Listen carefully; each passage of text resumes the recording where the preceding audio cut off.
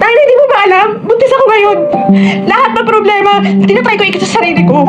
Vince. O tapos bigla ngayon, parang kasalanan ko na sa mga loob mo. Hindi sa ganun, Vince. Buntis ako ngayon? Buntis ka ba? Tinatry ko lahat maging kalma. Itindihin kayo lahat. Trabaho. Ay! Buntis ka nga! Hindi ko pwede sabihin kay Harvey kasi mawawala rin naman siya. Ako din naman kailangan sa trabaho. O, wala dito, mami. May parang na rin. Hindi. Gusto ko i-address niya sa akin lahat kasi ayaw ko magiging parang apekto pa na buntis ako. Ganyan. Alam niya, Harvey? Hindi. Kailan ka buntis? Patricksan. Well, tinago ko muna na buntis ako dahil nung naramdaman ko na yung mga symptoms na parang buntis ako, is pumunta agad ako sa clinic para magpa-ultrasound. And nakita din sa ultrasound na normal yung uterus ko. Andun pa rin naman yung pelvic congestion ko, may PCOS, pero ang nipis ng lining ko and walang baby, walang signs of pregnancy at all. So gulong-gulo yung utak ko. Isip ko na lang din na baka mamaya dahil din may PCOS ako, kaya ba siya nagpa-positive? So ano yung unsure ako? Unsure ako kung this is real, this is true pregnancy, or nagiging false positive lang siya. So hindi ako makapagbigay ng sure na answer. Kaya tinatry ko muna siyang i-keep sa sarili ko until makatapos ako ng 2 weeks na mark, until mag-repeat ako ng ultrasound ko.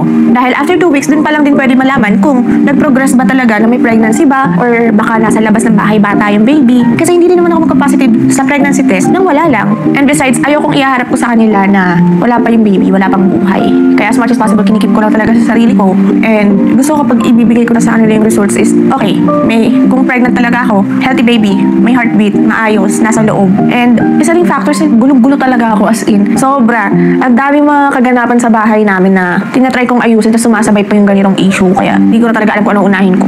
Pero wala eh. Alam mo yung tinreader niya kasi ako ng bonggang-bongga. To the point na nararamdaman ko na sobrang sumasakit na yung puson ko and balakang ko. From the meeting itself pa lang, sobrang sakit na agad ng puson at balakang ko kasi nga hindi ako pwede umupo na matagal. Dagdag mo pa yung nagkainitan kami. Alam mo yung pakiramdam ko kasi parang akong malalaglagan na ewan sa sobrang stress. And ayoko siyang i-keep sa akin ng ganun-ganun lang hanggang sa malalaglagan na lang ako. Kung sakaling totoong buntis ako, tapos nalaglagan ako, ayoko siyang isisi sa iba. Ayoko mag-point finger sa ibang tao na dahil sa'yo nawala yung ganito, dahil sa'yo ganito, ganyan. Ayoko ng ganun. And ayoko yung pag may nangyaring masama sa akin, tapos nawala ako sa mundong to is magkakaroon sila ng mystery question sa utak nila na shit, anong nangyari? Yung mga ganun. Kaya talagang kahit parang labag pa sa loob ko at ayoko pa talagang sabihin, sinabi ko na. I feel like wala akong choice kundi sabihin sa kanya yun.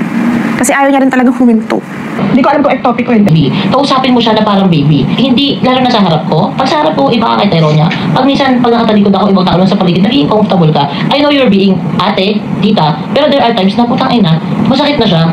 Kasi talagang, maano na siya, mataas na yung boses, yung tono, iba na alam mo, never namin ginaganon si Happy. Na yung tono namin kasi kay Happy ay very pang baby, very pang disiplina. Ikaw minsan kayo, yung tono mo kay Tyronia, very intimidating na sa bata. Very hindi na siya pang disiplina eh. Pang ano na, pasumbat na, paaway. Away yung atake. Pasugod. Pasugod. Iba kasi yun eh, kasi medyo mas old na siya eh. So, pag sinabi ko kay Happy na, oh, don't do that, that's wrong ah.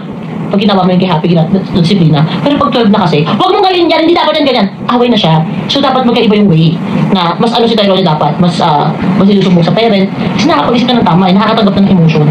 Nagiging kaaway yung atake mo. Nakaka-offend din yung pagtaray mo sa kanya, yung gaganunin mo siya. Nakukuha din sa inyo eh. Yung isa pang naging problem sa inyo, Vince, yung kapag may away kami, makikialam ka. Tapos kapag makikialam ka, binibigay yung sa inyo din sa tondo kasi alam niya na pag kay Chong mo ginawa, si Chong nag-walk out. Sabi niya ako, hindi ako mag-walk out, natanggapin ko lang yung mga sinasabi ni Papi kasi ginawa out na nga siya ni Chong eh. In fairness naman, doon ako, sabi ko pa nga sa'yo, diba? Actually, Bunti si Papi. Ano naman? Doon ako tulala. Siya kayo.